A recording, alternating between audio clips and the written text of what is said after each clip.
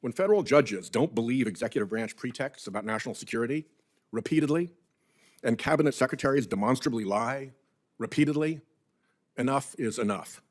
So Senator Heinrich and I have paused permitting reform negotiations. Let me be clear, we find no fault with Senate Republicans. Chair Capito has been an excellent partner, and I'm grateful both to her and to her team for the quality and tone of the work that has been accomplished. I'm grateful to Whip Barrasso and Leader Thune for how they've responded. This is not Democrat versus Republican.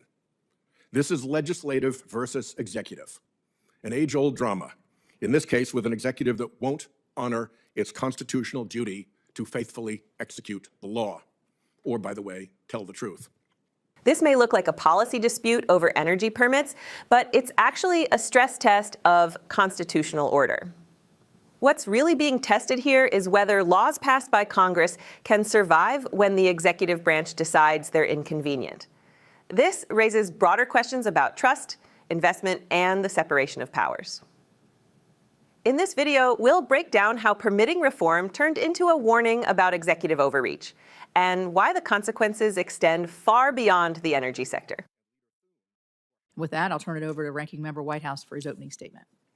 Thank you, Madam Chair. I appreciate your convening today's hearing, a bipartisan hearing on permitting reform. Colleagues have heard me repeatedly state that I want a strong bipartisan permitting reform, and that there's a trust problem with the administration's behavior that would need to be solved. Trump's initial executive order declaring an energy emergency, but not defining solar or wind even as energy, was a bad and irrational start, but we were still willing to work. Then began the unlawful and irrational blockade of offshore wind, leading to a stop work order on the Empire Wind Project off New York, quickly lifted after the governor expressed, and I quote, willingness to move forward on critical pipeline capacity. This all stank, but I remained willing to work on a permitting bill.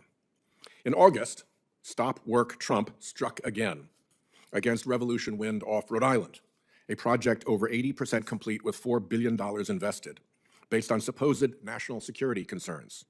That order was instantly thrown out in court as arbitrary and capricious, in part because the Trump administration had been making the opposite arguments about that same project in the same courthouse just weeks earlier. Our New England grid operator warned back then, unpredictable risks and threats to resources that have made significant capital investments, secured necessary permits, and are close to completion will stifle future investments, increase costs to consumers, and undermine the power grid's reliability and the region's economy now and in the future. Consumer cost, grid reliability, and economic security all put arbitrarily and capriciously at risk. Still, we kept working on permitting negotiations.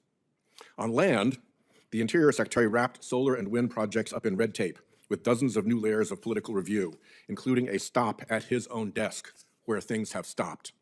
Since then, only one solar project has received approval. The U.S. Army Corps of Engineers and multiple other federal agencies adopted a made-up and nonsensical energy density metric to prioritize fossil fuel. Still, we kept working on permitting reform. The administration's offshore defeat in court was such a pasting that they did not appeal. That appeals period lapsed in November. Everyone was back to work.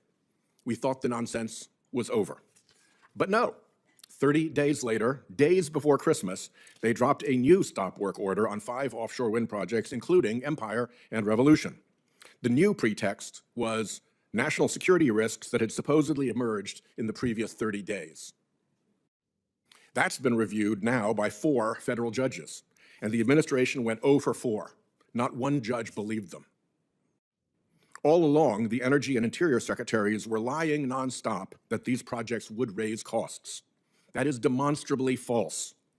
Grid operators put these projects before fossil fuel in the generation stack because they're less expensive. Revolution Wind, by contract, will put 9 cent per kilowatt hour energy into an 18 cent per kilowatt hour grid. Court filings and affidavits asserted hundreds of millions in consumer cost savings that the administration chose not to deny in court, but they kept lying in public. When federal judges don't believe executive branch pretexts about national security repeatedly, and cabinet secretaries demonstrably lie repeatedly, enough is enough. So Senator Heinrich and I have paused permitting reform negotiations.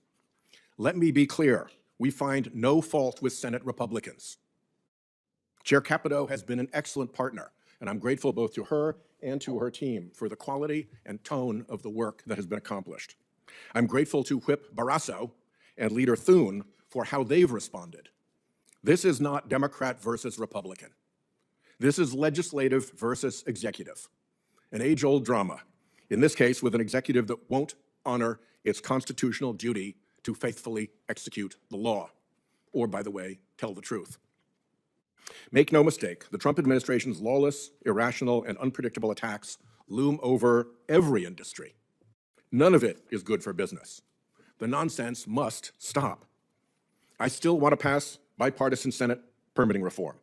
I know we can expedite the permitting process with sound bipartisan ideas like front-loading stakeholder engagement and disciplining an executive interagency process run amok.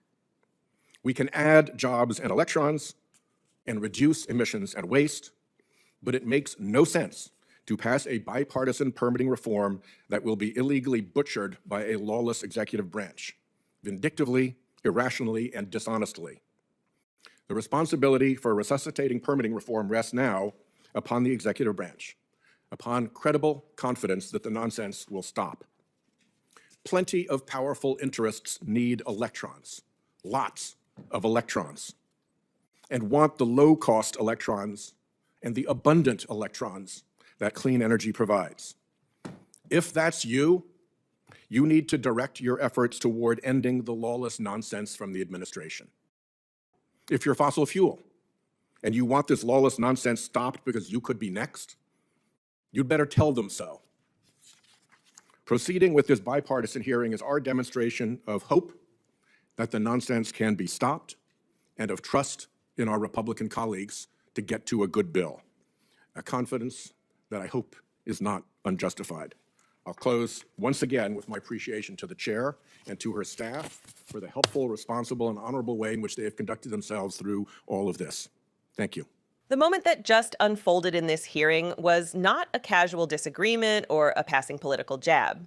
It was a warning delivered with precision and restraint, as Senator Sheldon Whitehouse laid out step by step how permitting reform collapsed under the weight of executive unpredictability. His words were measured, but the meaning was unmistakable. When he described stop work orders issued, reversed, reissued, and struck down again and again in court, he wasn't just recounting bureaucratic chaos. He was documenting a breakdown in trust between branches of government. What Whitehouse exposed in this moment is something deeper than a policy dispute over offshore wind or solar approvals. He revealed what happens when law becomes optional for those charged with enforcing it. When projects that are nearly complete, financed, permitted, and relied upon by grid operators can be halted without consistent reasoning, the damage spreads far beyond a single industry.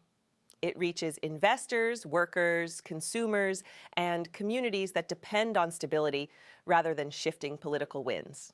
This hearing laid bare a familiar American tension: Congress writing laws in good faith and an executive branch deciding selectively how or whether to carry them out. Whitehouse made clear that this was not a partisan fight. Republicans and Democrats were not staring each other down across the dais. Instead, lawmakers from both sides were confronting an executive power that, in his telling, acted arbitrarily, changed its justifications, and failed repeatedly to persuade federal judges of its claims. 4 judges, 4 reviews, 4 rejections. That pattern matters because courts are where rhetoric ends and evidence begins. The senator's frustration did not come from opposition to reform. In fact, he reaffirmed his commitment to bipartisan permitting reform multiple times. What stopped the process was not disagreement over ideas, but the absence of confidence that any agreement would be honored. Passing legislation that can be illegally butchered, as he warned, serves no one. Laws are not suggestions, they are promises to industries planning investments, to consumers paying bills, and to a system that depends on predictability. This moment also revealed how power operates when accountability weakens. Executive agencies issued public claims about costs that were contradicted by filings in court. Grid operators testified that these projects lowered expenses and improved reliability, yet public messaging said otherwise. That disconnect erodes public faith. When facts presented under oath differ from statements made for political convenience, the system begins to strain. Whitehouse's closing words carried an old lesson wrapped in a modern conflict. The Constitution assumes friction between branches, but it also assumes good faith. Legislative authority depends on execution. Execution depends on honesty. When either fails, progress stalls. The senator was clear: the responsibility to restart reform now rests with the executive branch, with its willingness to stop the nonsense, restore credibility, and respect the law it is sworn to carry out. This hearing was not just about renewable energy. It was about whether rules mean what they say, whether courts still matter, and whether cooperation is possible when trust has been broken. The warning delivered today echoes beyond this room. When unpredictability becomes policy, everyone pays the price. That is why moments like this deserve attention. Not for the spectacle, but for what they reveal about the health of American governance. Accountability does not enforce itself. Transparency does not survive without scrutiny. And reform cannot exist where the law is treated as optional. If you believe these moments matter, if you believe oversight still has a purpose, and if you believe truth should outlast political convenience, stay engaged. Subscribe to Liberty Report USA and support our work to expose the truth.